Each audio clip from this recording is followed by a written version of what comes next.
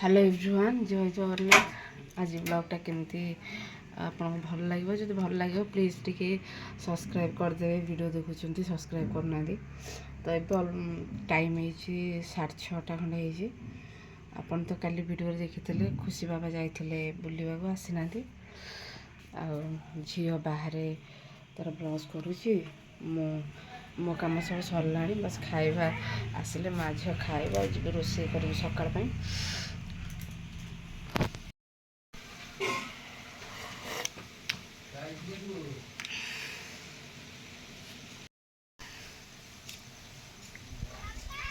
हाँ ब्रश कर देखा ना से नब कहीं जल्दी ब्रश कर खाइब मुँह परिष्कार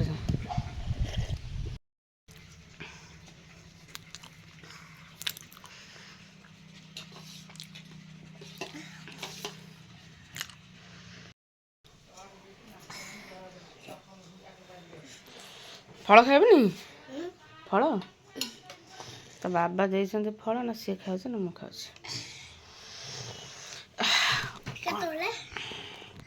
कल राति बाबा आनी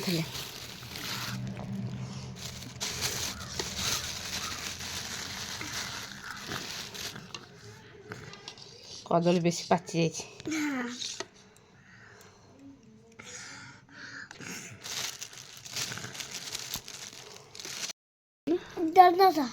डोनट देखे केमती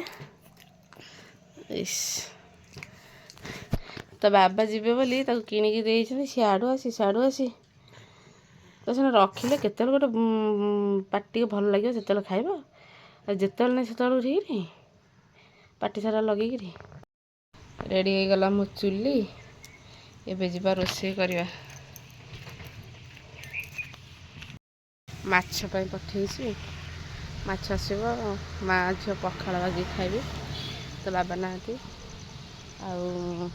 किसी भल लगन तो रोषे करने भी भल लगुन कंटे आनी पखाड़ पखाड़ खाईदेवे सांग मैंने ये गोटे दुकान अच्छे फेवरेट चा गुलुला मोर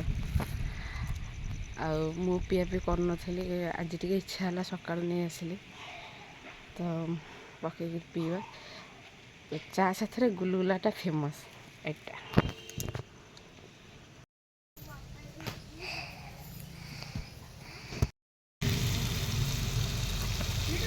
तो 1000 थर फोन कले कौन हम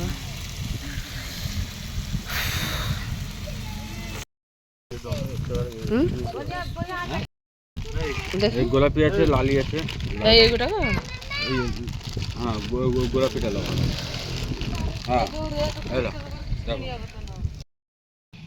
कौन सब किनी देख तो बाबा कल पैसा देके जाते खर्च खर्च कर कौन कर से गोटे पिला कौन सब किଣା किणी कर नष्ट कर सांग ये देख कि जर थंडा हो मोर रोषे सरला आम जीव खाए मो झील का खाया देवी आज रोषेटा कौन कर देखिए आलू बैगण पोड़ा चटणी करने माछ आ तले अच्छी आलू भजा टी पोड़ी पोड़ी भाजी कहीं पखाड़ खाइबार अच्छे तो गोटे पिला जाकि बाहर खेलुची मुझे डाकिक खाया देवी दे सारापर जा खाइबी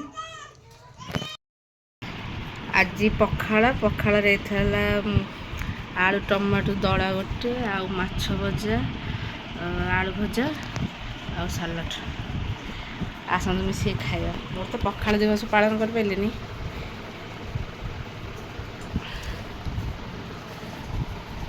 सांग मैंने आसन समस्त मिसिक खाइबा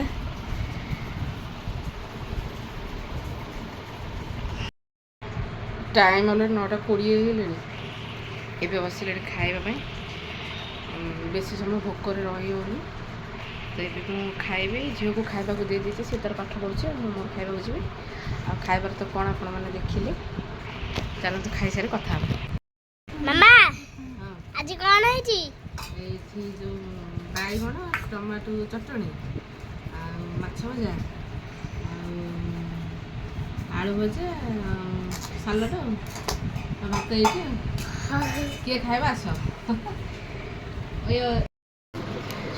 ଗୋଟେ ପିଲାକୁ ଦେଖନ୍ତୁ କେମିତି ଗୋଡ଼ ଥୋଇକିରି ଟିଭି ଦେଖୁଛି।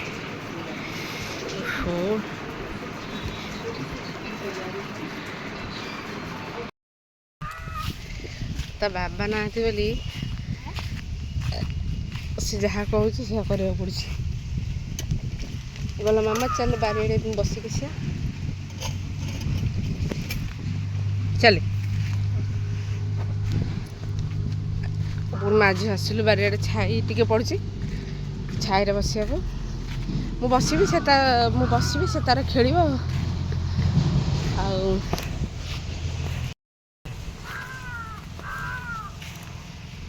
ଏପଟ ସାଇଡ଼ଟା ହେଉଛି ପୋଖରୀ, ଆଉ ଏପଟ ସାଇଡ଼ଟା ହେଉଛି ଧାନ ବିଲ, ଆଉ ଏଇଟା ହେଉଛି ଥଣ୍ଡା ଜାଗା। ନା ନା ଆମ୍ବ ଖାନା ଗାଧା ନା। ସକାଳେ ମୁଁ ଆପଣ ଦେଖାଉଥିଲି ଭଲସେ ଦେଖାଯାଉନଥିଲା ଖରାରେ, ଏଇନ ଦେଖିଲା ଦେଖନ୍ତୁ 8 ଦିନ କି 10 ଦିନ କି ଛାଡ଼ିକିରି ମାନେ ଏମିତି ଅବସ୍ଥା ହେଇଯାଇଛି ମୋ ନାକର। ମୁଁ ଏଇ ଜାଗାରେ ବସିବା ଯେଉଁ ଶାନ୍ତି ନା ସାଙ୍ଗମାନେ କେଉଁଠି ବି ମିଳିବନି।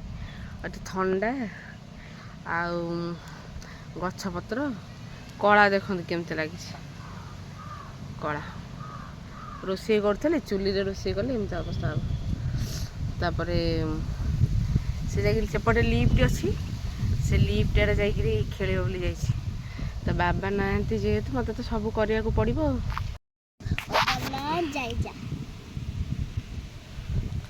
ଏଇଟା ହେଉଛି ଆମ ପୋଖରୀ, ସଫାସଫି ନ ହେଇକିରି କେମିତି ହେଇଛି ଦେଖନ୍ତୁ ସାଙ୍ଗମାନେ। କାଳିଆ ହେଇଯାଇଛି, କାଳିଆ ପାଣି ପୁରା ଅସନା ହେଇଯାଇଛି।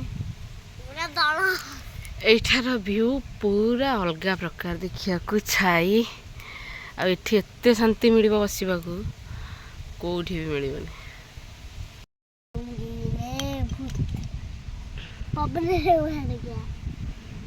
ମାଛ ଆମ୍ବ କିଏ ଖାଇକି